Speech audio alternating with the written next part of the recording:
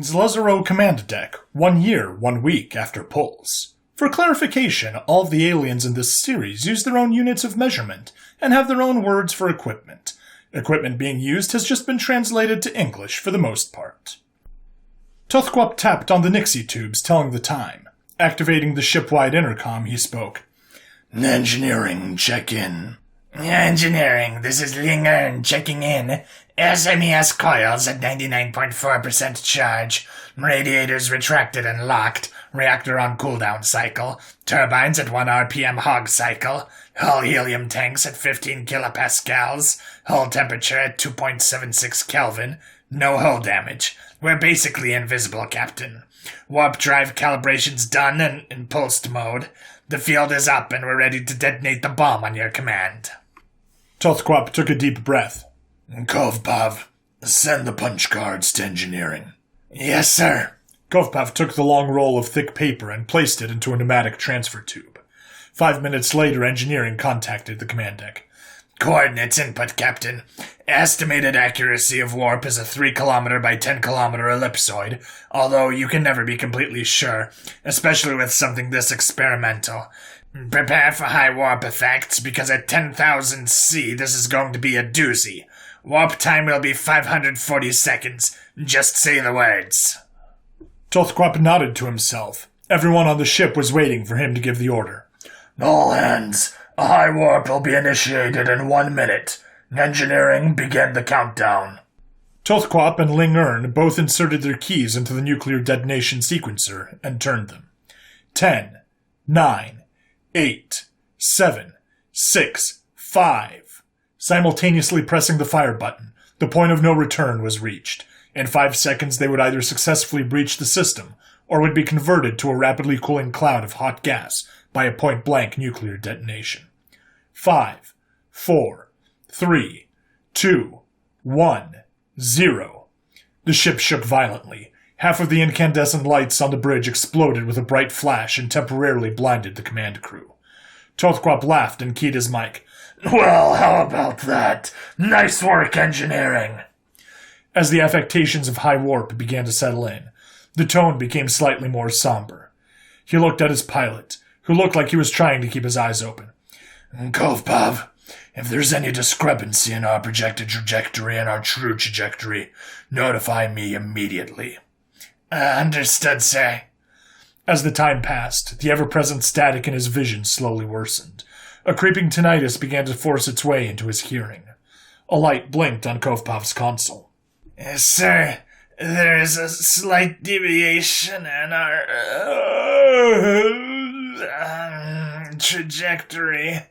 I'm manually correcting it. Another minute passed. Tothquap, the deviation is rising beyond normal levels.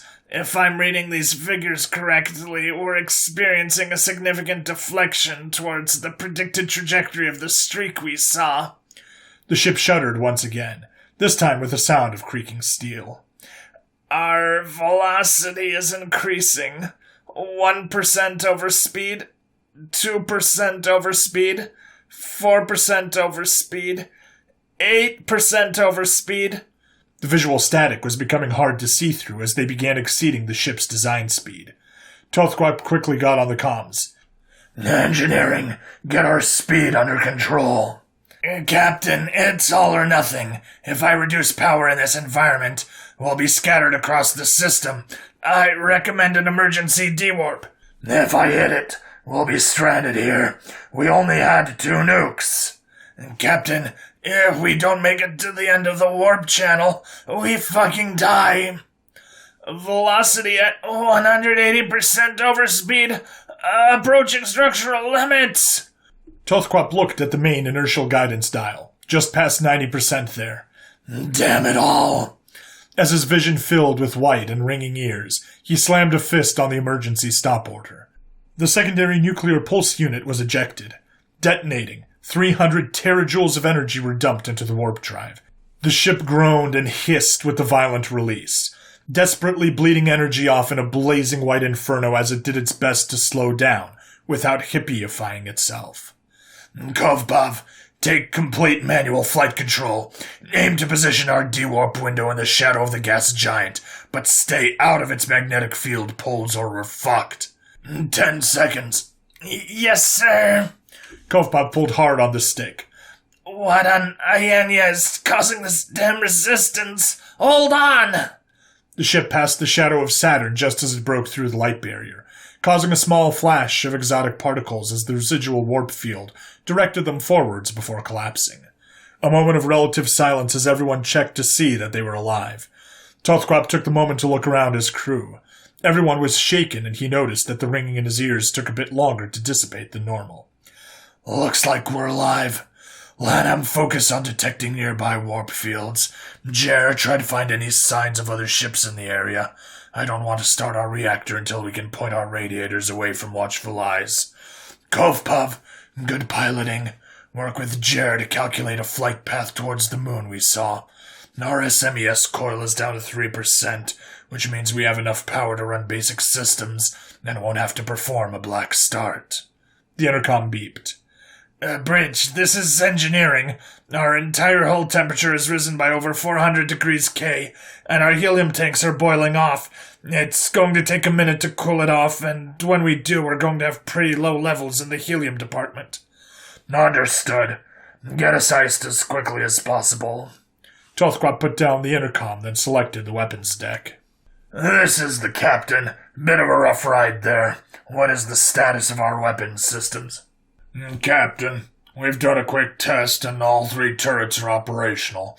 We only have enough residual power for a few seconds of fire, though. Understood. We should have the reactors on within a few hours. Lanham spoke up. Okay, I've done a sweep all around us. There are 5 main concentrations of warp noise. I've been able to turn the gain down due to our proximity to the source and narrow down the main areas. There is a large amount of static coming from the 3rd planet. I'd estimate about 99% of the noise is from that alone. The 2nd largest source is from the direction of the moon of the gas giant we are currently orbiting. The 3rd source is the 4th planet. The 4th is in the direction of the Alpha Centauri system. And there's a 5th source in empty space somewhere in this system that I'm unable to identify. Each warp is so tiny, but even so, it feels like they're just brute forcing it.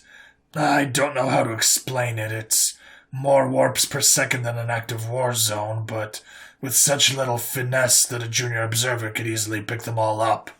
Tothkrop scratched his chin. How are they even achieving warp in this system? Maybe the reason they're so inefficient is to punch through the interference. We need to get closer to see if we can get a visual on their ships. Jer, any progress? I see some dim points which are almost certainly ships around the moon we tracked. I don't see what was causing the huge streak, but it's likely that its orbit took it behind the moon. A quick visual scan around us hasn't shown any hot signatures apart from the one moon. I'm going to keep watching the moon, although this is just a speculation. I don't think it's a war zone. I haven't noticed any signs of heavy maneuvering on any of the ships I can see, and for the past 10 minutes the number hasn't changed except for the few that went behind the moon. I really want to get some images from the mirror's sail. At this range they would be extremely crisp. Understood. Once we're in a healthy state, I will authorize the deployment of the sail, but it increases our cross-section by a huge amount. I don't want to get spotted by an errant ship who sees us eclipse the planet or a moon. There could be hundreds of them, and we lost our only way out. We also need to send a message to the support craft explaining our situation, and it'll take 30 hours for a response. Nothing to do but get settled. Deep System Sensor and Rescue Craft, Jovian Coast Guard, High Titan Orbit. A flash of light broke into the cockpit, instantly waking up the sleeping operator. Wiping the frost off the window, he looked outside but saw nothing. Looking at the 3D display showing nearby ship signatures, there was only a single one within 10,000 kilometers. Selecting it, the computer showed an unknown signature approximately 200 kilometers off his port side. Mystified, he fired a puff of cold gas thrusters and brought the ship around to face the signature. Looking at the screen, he selected a low field of view thermals and took a look. There was an obelisk-shaped spacecraft glowing hot on infrared. Looking closely, he could make out at least 2 objects resembling gun turrets. Within 30 seconds, the entire ship completely disappeared off of thermals. Panicking, he looked forward in visual frequency and saw nothing but the blackness of space. He picked up his radio. Dispatch? This is Ship 9. There is an unknown warship in Jovian space. I didn't get a trajectory. It's got some sort of stealth tech that completely removes it from thermals. Mm-hmm. No, I'm not fucking with you. I'm sending the recording right now. Getting up, he quickly ran out of the cockpit and entered the sleeping module. Jim, wake up! There's an unknown ship out there and I need us flight ready ASAP. Get us despun, would you? I'm going to warm up the reactors so we have active radar in a few minutes. God, I hope this is just a bullshit government test.